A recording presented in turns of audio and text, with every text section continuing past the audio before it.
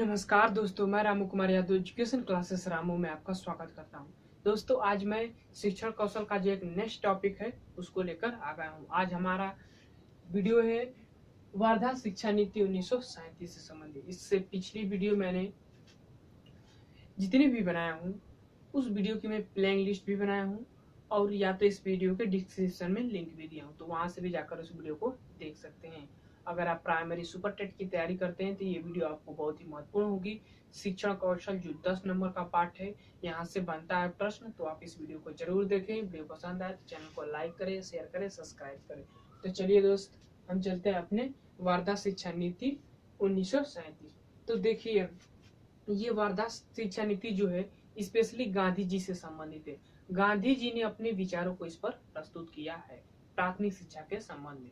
तो अगर प्रश्न बने कि वर्धा शिक्षा नीति किससे संबंधित है, तो प्राथमिक शिक्षा से संबंधित है। इस चीज को याद रखिएगा कि पूरी बस इस पे प्राथमिक शिक्षा के क्षेत्र में ही किया गया है वर्धा शिक्षा नीति।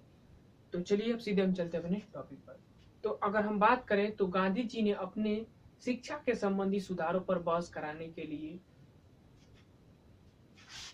22 अक्टूबर 1937 को अखिल भारतीय राष्ट्रीय शिक्षा सम्मेलन का आयोजन करते हैं और उसमें बहुत से नेताओं, समाज सुधारकों, समाज सेवी उसमें भाग लेते हैं और उनसे उन पर शिक्षा के संबंध में इन्होंने बहस करते हैं।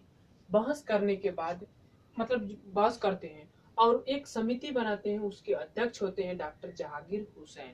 तो याद रखिएगा, वर्धा शिक्षा नीति के अध्यक्ष कौन थे? तो डॉक्टर जहांगीर हुसैन। उस जब उसमें बहस होती है तो उस समिति का नाम रखा जाता है, एक वर्धा नामक स्थान पर, गुजरात के स्थान पर होती है, तो इसीलिए वर्धा शिक्षा नीति 1937 उसका नाम दिया जाता है। वर्धा शिक्षा नीति को कई नामों से जाना जाता है। जैसे प्रश्न बन सकता है तो वर्धा शिक्षा सम्मेलन भी उसको कह सकते हैं, वर्धा योजना भी कह सकते हैं, बेसिक शिक्षा भी कह सकते हैं और बुनियादी शिक्षा भी कह सकते हैं, तथा नई तालीम शिक्षा भी उसको कह सकते हैं। तो यहाँ से प्रश्न बने हैं इनके नामों से संबंधित, नाम को ध्यान रखिएगा। 5 बहुत महत्वपूर्ण नाम मैंने बताया: वर्धा शिक्षा सम्मेलन, वर्धा योजना, वर्धा बेसिक शिक्षा, बुनियादी शिक्षा और नई तालीम शिक्षा। तो ये 5 नाम है वर्धा शिक्षा नीति के, अलग अलग नामों से जानी जाती है। अगली चीज, कुछ इसमें बातें कही गई हैं जो कि शिक्षा के क्षेत्र में कुछ बातें प्राथमिक शिक्षा के क्षेत्र में कही गई है, उसको समझ लेते हैं जो बहुत ही महत्वपूर्ण है और यहाँ से प्रश्न बने हैं। पहला है सबसे ज्यादा महत्वपूर्ण की शिक्षा 7 से 14 वर्ष के बच्चों के लिए अनिवार्य व निःशुल्क हो, यानी 7 वर्ष तक की शिक्षा 7 से 14 वर्ष के जो बच्चे हैं उनको अनिवार्य और निःशुल्क दिया जाए शिक्षा।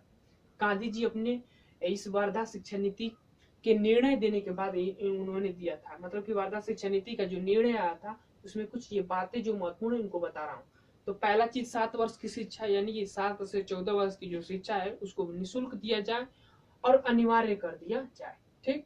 दूसरा चीज, शिक्षा मातृभाषा में ही दी जाए, मतलब जो मातृभाषा है उसमें दी जाए। समझ रहे हैं मातृभाषा किसको कहते हैं? और शिक्षा का जीवन से संबंध हो, ऐसी शिक्षा दी जाए जिसका जीवन से संबंध हो, एक जीवन रूपी जो समाज होता है उससे उसकी शिक्षा संबंधित हो। ठीक। तीसरा पॉइंट है शिक्षा हस्त कला पर आधारित हो ताकि बच्चों में श्रम के प्रति आदर भाव जागृत हो। ये डायरेक्ट कहते हैं गांधी जी की शिक्षा ऐसी हो जो हस्तपरक हो, मतलब कि क्रिया आधारित हो शिक्षा, हस्तपरक हो, वो खुद उस कार्य को करे और इससे क्या होगा कि उनके श्रम जो श्रम है उसमें उनकी जागृति उत्पन्न होगी, जागृति भाव जो है उत्पन्न होगी। अगला पॉइंट है चौथा कि बच्चों का हस्तशिल्प शिक्षा उनके वातावरण से संबंधित हो, मतलब जब आप उनको हस्तशिल्प शिक्षा दे रहे हैं तो उनके एरिया के आसपास जो व्यवसाय है या जो क्षेत्र है उनकी शिक्षा दिया जाए। ठीक। पांचवा पॉइंट, शिक्षा क्रियात्मक व स्वसंबंधित विधियों पर आधारित हो। क्रियात्मक हो मतलब कि वो स्वयं खुद करे और वहां के एक दूसरे के जो बच्चे हैं उनको एक दूसरे से संबंधित स्थापित किया जाए, ऐसी बात कही है इन्होंने बेसिक शिक्षा यानी कि वर्धा नीति में ये बात कही गई जो महत्वपूर्ण है। अगला पॉइंट है पाठ्यक्रम की बात कहा गया है शिक्षा के संबंध में। तो बेसिक गणित होना चाहिए, सामाजिक, कृषि और कटाई बुनाई के जो कार्य होते हैं वो होने चाहिए शिक्षा में, मतलब जो शिक्षा का पाठ्यक्रम होता है प्राइमरी स्तर पर पढ़ाने के लिए उस चीज की बात कर रहे हैं हम। विज्ञान व कला और भारतीय जो संस्कृति है उसको समावेशन किया जाए इनके पाठ्यक्रम में प्राथमिक के स्तर पर। ठीक, एक नोट में बहुत ही महत्वपूर्ण, मैंने पिछली वीडियो में नहीं बता पाया आप लोगों को, जो हर एग्जाम में प्रश्न बना है, यहाँ से पूछा है कि सैडलर कमीशन सार्जेंट योजना 1902 का विश्वविद्यालय योजना का संबंध उच्च शिक्षा से है। मतलब कि ये तीनों जो है योजना है, जैसे कि सैडलर कमीशन, सार्जेंट योजना और 1902 का विश्वविद्यालय आयोग का संबंध उच्च शिक्षा से है। तो अगर प्रश्न बने कि अगर ये पूछेगा ऐसे कि ये किससे संबंधित है, तो सीधा डायरेक्टली उच्च शिक्षा से संबंधित है ये तीनों, तो इस चीज को ध्यान रखिएगा। लेकिन वर्धा नीति पूछे तो प्राथमिक शिक्षा से संबंधित है, क्योंकि सारी बात इसमें जो है प्राथमिक शिक्षा के ही संबंध में कही गई है। अगला है गांधी जी के अनुसार, मतलब कि एक स्टेटमेंट है इसी योजना, मतलब ये जो कार्यक्रम चल रहा था तो उस समय इन्होंने स्टेटमेंट दिया था जो ज्यादा महत्वपूर्ण है। इनसे जब पूछा गया कि शिक्षा के संदर्भ में आप क्या कहना चाहते हैं, तो इन्होंने डायरेक्टली कहा कि शिक्षा से मेरा तात्पर्य, मतलब कि शिक्षा का मुख्य उद्देश्य है बच्चे के चरित्र का विकास करना। तो शिक्षा का इनका मुख्य उद्देश्य है बच्चे के चरित्र का विकास करना, इन्होंने स्टेटमेंट दिया था इस योजना के अंतर्गत। ठीक, अगला इसके हम गुण की बात कर लेते हैं, जो बहुत ही महत्वपूर्ण है, और दोष की भी बात किया जाता है। तो अगर हम गुण की बात करें तो शिक्षा का माध्यम मातृभाषा होना चाहिए। पहली चीज, मतलब कि इसमें जो गुण है इस योजना के अंतर्गत, जो इसकी विशेषताएं हैं उसको समझ रहे हैं। तो इसका कह रहा है कि शिक्षा का माध्यम मातृभाषा होना चाहिए।